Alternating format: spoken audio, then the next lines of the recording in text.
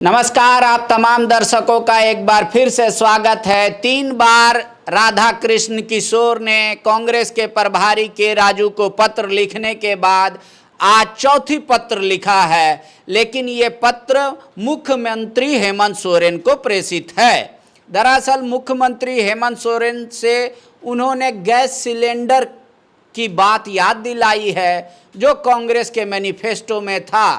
मतलब पार्टी के बाद अब सरकार से भी सवाल कर रहे हैं राधा कृष्ण किशोर। इसके अलावा आज ऐसा हुआ कि कांग्रेस में जो इस्तीफे का दौर है पदाधिकारियों का अपने पद से, वो एक बार फिर जारी हुआ। रांची में सुरेंद्र सिंह का नाम आप लोगों ने सुना होगा। रांची के पूर्व प्रत्याशी भी थे, कांग्रेस के रांची महानगर के अध्यक्ष भी रहे हैं। उन्होंने भी इस्तीफा दे दिया है अपने अध्यक्ष को। तो कांग्रेस में एक तरीके से भगदड़ मची है। इन्हीं सब भगदड़ के बीच सरकार ने जो कैबिनेट में दीपिका पांडे के कहने पर जो आश्वासन दिया था कि एक कमेटी बना देंगे, कैबिनेट कमेटी हाई लेवल, वो तय करेगी कि भोजपुरी मगही अंगिका को स्थानीय भाषा, क्षेत्रीय भाषा के तौर पे दर्जा दिया जाएगा या नहीं। ये सब काम हो गया, लेकिन ये होगा क्या, आगे क्या कुछ दिख रहा है, इसी मुद्दे पर हम बात करेंगे। हमारे साथ जितेंद्र कुमार हैं, फॉलो अप के पॉलिटिकल एडिटर। राधा जी आज हिम्मत तो दिखाए हैं, मुख्यमंत्री को कांग्रेस का मैनिफेस्टो याद दिलाए हैं। कोई खास वजह इसके पीछे? नहीं, खास वजह ये है, दिख रहा है कि पहले तो वो पार्टी को याद दिला रहे थे, पार्टी नहीं सुन रही थी। तो पार्टी का जो विषय है वो मुख्यमंत्री को उन्होंने सुनाया है। जो इस मुद्दे पर गैस सिलेंडर का जो मतलब अभी किल्लत है, उसका जो क्राइसिस है, आपको कमर्शियल गैस सिलेंडर का जो कीमत बढ़ गया है, तो मुख्यमंत्री जी आप 200 रुपया, 450 नहीं तो कम से कम 200 रुपया प्रति सिलेंडर की सब्सिडी दे दीजिए।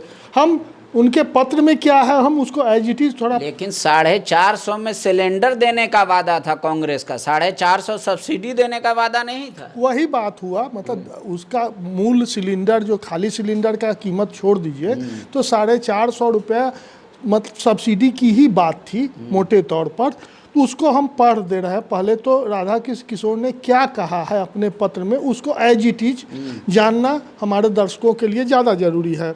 लिखा है, माननीय मुख्यमंत्री झारखंड, वर्ष 2024 विधानसभा चुनाव के अवसर पर झारखंड प्रदेश कांग्रेस कमेटी के द्वारा घोषणा पत्र जारी किया गया था। प्रदेश कांग्रेस का नारा था भरोसा बरकरार, फिर गठबंधन सरकार। उक्त नारे के साथ कांग्रेस पार्टी के 7 वादे पक्के इरादे में से एक था राज्य के हर गरीब परिवार को 450 रुपये में गैस सिलेंडर दिया जाएगा। यदि हर गरीब परिवार को, जिनकी संख्या लगभग 31 लाख है, प्रति माह 450 रुपये में गैस सिलेंडर दिया जाता है, तो प्रति माह राज्य सरकार को 161 करोड़ रुपए तथा प्रति वर्ष 1934 करोड़ रुपए का अतिरिक्त बोझ आएगा। राज्य के वित्त मंत्री होने के नाते मेरा अनुभव कहता है कि प्रति वर्ष 2000 करोड़ रुपए का वित्तीय संसाधन उपलब्ध कराने में परेशानी हो सकती है। ऐसे भी भारत सरकार झारखंड राज्य को प्राप्त होने वाली केंद्रीय सहायता राशि में कोताही बरत रही है। यदि राज्य सरकार प्रत्येक गरीब परिवार को गैस सिलेंडर का वास्तविक दर 970 रुपये प्रति सिलेंडर के लिए 450 रुपये की जगह 200 रुपये की सब्सिडी देती है, तो राज्य सरकार पर प्रति माह 62 करोड़ रुपए और प्रति वर्ष 744 करोड़ रुपए का अतिरिक्त बोझ पड़ेगा। और झारखंड के गरीब परिवारों की गृहिणियों को 970 रुपये की जगह 770 रुपये में सिलेंडर उपलब्ध हो सकेगा। प्रत्येक वर्ष 744 करोड़ रुपए का अतिरिक्त बोझ उठाने में सरकार को कोई परेशानी नहीं होनी चाहिए। मेरा अनुरोध होगा कि राज्य के कुल 31 लाख गरीब परिवारों को प्रति माह एक गैस सिलेंडर के लिए 200 रुपये सब्सिडी देने पर सरकार को संवेदनशीलता और सहानुभूति के साथ विचार करना चाहिए। लेकिन मान लीजिए 31 लाख तो वो गरीब परिवारों की सूची बता रहे हैं, लेकिन कांग्रेस का वादा था तो हम सबको देंगे। उन्होंने तो मजाक में यहाँ तक कहा था कि हम बांग्लादेशियों को भी देंगे। उस समय देखो वो राजनीतिक भाषा थी, लेकिन ये आंकड़े पर बात कर रहे हैं। जो बीपीएल परिवार की संख्या है उसकी बात कर रहे हैं, जो 31 लाख है, कम से कम उसको 200 रुपये सब्सिडी दे के सरकार उसको राहत पहुंचाए। तो कांग्रेस का 7 निश्चय है, जेएमएम का 7 निश्चय थोड़ी ही है, कंबाइंड मैनिफेस्टो थोड़ी निकला था। हेमंत जी तो ये भी सोचेंगे ना कि हम मैया सम्मान योजना चला रहे हैं, उसमें खर्चा अलग हो रहा है, फिर ये नया खर्चा हम काहे वहन करें। देखिए, तो कांग्रेस का मैनिफेस्टो था तो कांग्रेस उसी सरकार में शामिल है ना, उसी मैनिफेस्टो के आधार पर कांग्रेस जीत के आई है, तो अपने मैनिफेस्टो को वो सरकार को याद दिलाएगी ना। देखिए, ये विषय अलग है। सबसे महत्वपूर्ण विषय जो है वो ये है कि मैया सम्मान योजना को चालू रखने में सरकार हाँफ रही है, और उस परिस्थिति में राधा किशोर ने जिस तरह से उस वादे को याद दिलाकर और मुख्यमंत्री को पत्र लिखकर गैस सिलेंडर पर सब्सिडी देने की मांग कर दी है, यह अब सरकार के लिए गले की फांस बन गई है। न सरकार के लिए उगलते बनेगी और न निगलते बनेगी। साथ साथ कांग्रेस पार्टी के जो प्रदेश अध्यक्ष हैं और प्रभारी हैं या कोई भी बड़े नेता हैं, उनके लिए भी यह मामला उलझेगा। उनको भी इस मांग से न पीछे न हटने में बनेगा और न इस मांग को सरकार से पूरा कराने में उनको बनेगा। तो ये दोनों, ये राधा किशोर का यह जो पत्र है वो बहुत मारक है, और जो कहते हैं ना, जो न निगलते बने न उगलते बने वाली स्थिति इससे बनेगी, ये इस पत्र का मैसेज है। लेकिन के राजू ने तो इनको मनाने के लिए पूर्व स्वास्थ्य मंत्री बन्ना गुप्ता को इनके घर भेजा, फ़ोन पे बात भी कराया बन्ना गुप्ता ने। वो कहे कि हम 18 तारीख को आएंगे, क्या आपकी ग्रीवांसेज है, क्या पार्टी में कमी है, इस पे हम लोग विस्तार से बैठ के चर्चा करेंगे, फिर निर्णय करेंगे। शायद इसीलिए इस बार चौथा पत्र मुख्यमंत्री की ओर मोड़ दिया इन्होंने। नहीं, उसके लिए नहीं मोड़े। हम जो समझ पा रहे हैं, जो बन्ना गुप्ता ने जो बात कराई के राजू से, और उस बातचीत में बात बनी नहीं, ये हमको दिखाई पड़ रहा है। क्योंकि कल के राजू से बात करने के बाद राधा किशोर ने आज मुख्यमंत्री को पत्र लिख दिया है, और वो पत्र लिख दिया है जिसको वो उस घाव को छेड़ दिया है। लेकिन नाराज भी तो नहीं है राधा जी, कह रहे हैं हम कांग्रेस से प्रेम करते इसीलिए तो ऐसा कर रहे हैं। हम भी नाराज नहीं कहेंगे, लेकिन राधा किशोर श्रूड पॉलिटिशियन है, बहुत पुराने पॉलिटिशियन हैं, समझदार हैं, भाषाई समझ भी है, क्या बोलना है उसकी भी उनको समझ है, और कोई किस मौके पर बोलना है इसकी भी समझ है। तो इन सारे जो उनके गुण हैं वो इन पत्रों में दिखाई पड़ रहा है। मतलब अभी वो अपना स्किल दिखा रहे हैं। बिल्कुल बिल्कुल। तो इस स्कूल से तो सरकार और पार्टी दोनों असहज हो रही है। तो दोनों उनकी नहीं सुन रही थी, तो दोनों असहज होगी, और उनके जो ये पत्र हैं दोनों को असहज करेगा, यही तो हम कहना चाह रहे हैं। ठीक है, उधर कांग्रेस में तो फिर से इस्तीफा का दौर शुरू है लगातार। आज सुरेंद्र जी दे दिए। क्या लिखा उन्होंने पत्र, क्या बोला मीडिया से बात करके? नहीं, पत्र लिखा है वो 2 पन्ने का बड़ा सा पत्र। उनको तो कोऑर्डिनेटर बनाया गया था को उसी पर तो उनका कहना है उस पत्र में, जो समन्वयक जैसे औपचारिक पद पर धकेल दिए गए। हम इतने पुराने हैं, 42 से 44 साल से हम कांग्रेस की सेवा करते रहे। हम महानगर कांग्रेस अध्यक्ष रहे, पार्टी हमको रांची विधानसभा क्षेत्र का प्रत्याशी बनाई, और हमारे जैसे जो मतलब पुराने निष्ठावान कार्यकर्ता थे उनको कोऑर्डिनेटर का जो है वो पद एक औपचारिक है, मतलब दिखावे का पत्र है, वहाँ धकेल दिया गया। जबकि जो कांग्रेस पार्टी के खिलाफ लड़ने वाले, बोलने वाले को महत्वपूर्ण ऊंचा पद दे दिया गया, महत्वपूर्ण पद दे दिया गया। वो पत्र में जो 4-5 मुख्य बातों का उल्लेख किया है, उसमें उनका कहना है वो कभी भी न टिकट के लिए सौदेबाजी की और न पद के लिए चापलूसी की है। और उन्होंने डरो मत का नारा दिया है, कहा है कि कांग्रेस नेतृत्व निष्ठावान कार्यकर्ता के साथ हुए अन्याय पर जरूर संज्ञान लेगा। सभी निष्ठावान कार्यकर्ता, उनका कहना है पत्र में, जो निष्ठावान कार्यकर्ता जो हैं कांग्रेस के, वो काफ़ी नाराज़ हैं।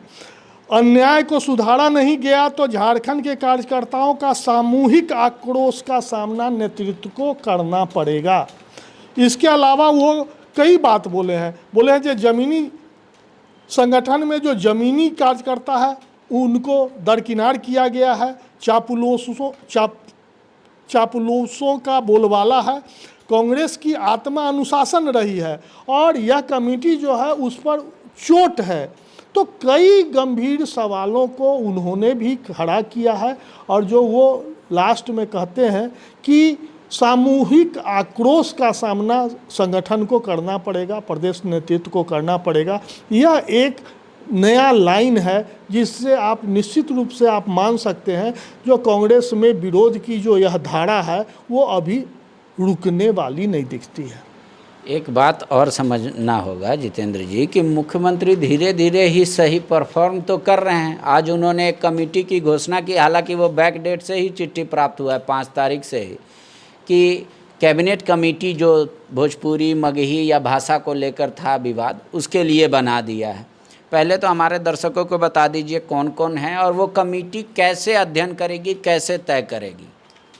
नहीं, उसमें तो राधा किशोर समन्वयक बनाए गए हैं, दीपिका पांडे हैं, योगेंद्र प्रसाद हैं, फिर आप संजय यादव हैं, सोनू, हाँ, सुदीप कुमार सोनू हैं। देखिए, उस कमेटी के बनने के बाद कई तरह के सवाल खड़े होने लगे हैं। पहले तो कमेटी जिन भाषाओं को क्षेत्रीय भाषा के रूप में शामिल करने की अनुशंसा करेगी उसका आधार क्या होगा, आधार कहाँ से खोजेगी कमेटी। तो आधार जो पहले जो सरकार बांग्ला, उड़िया और बाकी भाषाओं का आधार बनाई थी वो कैसे की थी? क्या कोई सरकार ने सर्वे कराया था या मतलब कैसे उसको तय किया था कि ये यहाँ के स्थानीय भाषा? जो नियमावली की अधिसूचना जारी है उसमें इस बात का कहीं जिक्र नहीं है। जो झारखंड में इतने बांग्ला भाषी, उड़िया भाषी या ये इस भाषा के लोग रहते हैं, इसलिए इसको प्राथमिकता के आधार पर क्षेत्रीय भाषा की सूची में शामिल किया जाता है। लेकिन 2011 की जो जनगणना है उससे कुछ आंकड़ा निकल के सामने आ रहा है। अब जैसे 2011 की जनगणना कहता है कि झारखंड में मगही भाषियों की संख्या लगभग 25 लाख है और भोजपुरी भाषियों की संख्या लगभग 7.29 लाख है। तो एक मिथिला बोलने वाले भी बहुत लोग हैं, मिथिलांचल, हाँ, मिथिला भी है, अंगिका भी है, लेकिन दो भाषाओं का जिक्र हम यहाँ कर रहे हैं। उसी तरह 2011 की जनसंख्या को अगर आप लेंगे तो बांग्ला भाषियों की संख्या 32 लाख के करीब है और उड़िया भाषियों की संख्या 5.31 लाख है। तो अगर सरकार नए सिरे से कोई सर्वेक्षण करा के भाषाइयों का आंकड़ा नहीं लेगी और 2011 की जनगणना को आधार बनाएगी तो एक सवाल वहाँ भी उठेगा, ये उठेगा जो उड़िया भाषी राज्य में 5.5 लाख है, मतलब 5 लाख है, जबकि भोजपुरी जो है वो 25 लाख से अधिक है, मगही जो है वो 25 लाख से अधिक है। भोजपुरी की संख्या भी उड़िया से ज़्यादा है, 7.7 लाख है। तो इस तरह से ये दोनों भाषा उड़िया से तो अधिक है। तो ये एक विवाद छिड़ेगा और विवाद छिड़ने के बाद अब क्या होगा कहना मुश्किल है, लेकिन आप इतना तो मान सकते हैं जो जेटेट की जो परीक्षा होने जा रही है उसमें इस कमेटी की अनुशंसा से जिन भाषाओं को शामिल किया जाएगा उसको तो कोई लाभ होना नहीं है। चलिए, अगली बार के लिए ही सही ये तो हो जाएगा। हाँ, अगली बार के लिए भी होगा तो उसमें जो आंकड़ा आएगा वो एक बड़ा विवाद पैदा करेगा और उस विवाद में कब तो ये कमेटी करेगी क्या? आपस में बैठ के बातचीत कर लेगी, 2011 का आंकड़ा निकाल लेगी या हर जिला से रिपोर्ट मंगाएगी डीसी से, कितने लोग, क्या कौन कौन सी भाषा आपके ज़िला में बोली जाती है, संभव कितने लोग हैं, इस तरीके का, मतलब कमेटी कैसे किसी नतीजे पे पहुंचेगी, प्रोसेस क्या होगा? देखिए, इसके लिए हम राधा किशोर जो कमेटी के समन्वयक बनाए गए हैं उनसे बातचीत की तो उन्होंने कहा कि वो 20 मई के आसपास एक बैठक बुलाएंगे और उस बैठक में जब सभी सदस्य उपस्थित होंगे तब हम किस आधार पर आगे बढ़ें, भाषा कौन से भाषा के कितनी संख्या है, किसकी अनुशंसा होगी और उसका जो अंतिम निर्णय लेने का जो प्रारंभिक हम शर्त है उसको हम उसमें तैयार करेंगे। तो अभी उसका कोई स्वरूप नहीं है। कोई टाइम लिमिट है कि कितना दिन में इसको कमेटी को अपना रिपोर्ट सौंप देना है सरकार को? वो ये हम देख नहीं पाए हैं। जो उस लेटर में तो यथाशीघ्र है। यथाशीघ्र है, तब उसका मतलब है जो कोई टाइम बाउंड नहीं है सर। तब वो यथाशीघ्र का मतलब होता है यथाशीघ्र, आजकल परसों और 2 महीना से लेकर साल भर भी लग सकता है। यथाशीघ्र तो मतलब होता है बहुत जल्द। वो बात तो 15 दिन क्यों नहीं लिख दिया गया उसमें? 15 दिन लिख दिया जाता, 1 महीना लिख दिया जाता। यथाशीघ्र का मतलब यथाशीघ्र है, उसका कोई शीघ्रता नहीं है। इसका कोई टेंटेटिव डेट निकला है? कमेटी पहली बैठक कब तक कर लेगी? हाँ, वही बताए जो राधा किशोर समन्वयक हैं, उनसे जब बातचीत की तो उन्होंने कहा कि 20 मई के हम आसपास एक बैठक बुलाएंगे और उस बैठक में जब सभी सदस्य उपस्थित रहेंगे तो हम किस तरह से आगे बढ़ें, किन शर्तों पर हम किस भाषा को शामिल करने की अनुशंसा करेंगे और किस भाषा को शामिल करने का क्या आधार होगा, उसमें एक क्राइटेरिया बनेगी और उसमें विचार विमर्श होगा। उसके बाद ही कोई आगे की बात हम कह सकते हैं। शुक्रिया। एक तरफ सरकार फूक फूक कर कदम रख रही है, धीरे ही सही चलती दिखाई दे रही है। दूसरी तरफ एकदम बुलेट ट्रेन की रफ्तार से राधा कृष्ण किशोर का भी पत्र जारी करने का सिलसिला जारी है। 3 पत्र पार्टी को लिखने के बाद चौथा पत्र उन्होंने राज्य के मुख्यमंत्री को लिख दिया। कहना तो सही ही होगा कि सब कुछ अच्छा नहीं चल रहा है, ऑल इज़ नॉट वेल। पर ये ऑल इज़ वेल कब हो सकता है, कब तक होगा, उसके लिए आपको ज़रूरी है कि फॉलोअप को फॉलो करते रहिए, लाइक और शेयर भी साथ में करते रहिए और आपको सुझाव लगे तो कमेंट में ज़रूर दीजिए। शुक्रिया। गोल, जहां 27 वर्षों के सफर में 17,000 से भी अधिक छात्रों ने डॉक्टर एवं इंजीनियर बनकर भरे सफलता की ऊंची उड़ान, जहां साधारण छात्र भी झारखंड टॉपर्स बनकर बना रहे इतिहास। दूरदर्शी शिक्षाविद श्री विपिन सिंह के मार्गदर्शन में मेडिकल एवं इंजीनियरिंग के लाखों छात्रों के लिए आशा की किरण के रूप में गोल नेशंस लीडिंग इंस्टीट्यूट। प्रॉब्लम हो गया और सडनली हो गया, अचानक हो गया। तो Jeevan Jyoti super specialist hospital में एडमिट करके इनका एंजियोग्राफी कराया। एंजियोग्राफी करने के बाद वो अपना रिपोर्ट दिया कि इनका 95% प्लस ब्लॉकेज, स्टेंट से काम नहीं चलेगा, इनको बाईपास करना ही पड़ेगा। तो कबीर हर्ब है, जब यहाँ पहुँचे फर्स्ट टाइम में इनको दिखाया तो माशाल्लाह रिपोर्ट बहुत बढ़िया है। 1 सप्ताह अंग्रेजी दवा चलाना है, उसके बाद दवाई बंद कर देना है।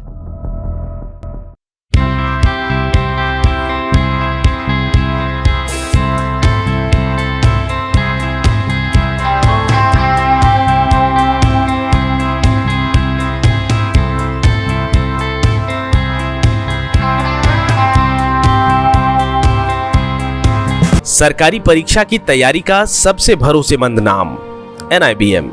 अच्छा कोचिंग ढूंढ रहे थे तो फिर गूगल में ही बताया कि यहाँ का रेटिंग भी बहुत अच्छा था। पुरुलिया से आए हैं यहाँ पर कोचिंग करने के लिए। NIBM के बारे में मेरे एक भैया हैं जो पिछले साल ही बैंकिंग यहीं से प्रिपरेशन किए और इस बार IBPS PO में सिलेक्शन लिए। मेरा अभी फाइनल सिलेक्शन हुआ है RRB PO में, उत्तर बिहार ग्रामीण बैंक में। मेरा फाइनल सिलेक्शन RRB PO में हुआ है। NIBM, thefollowup.in. Like, share and subscribe. www.thefollowup.in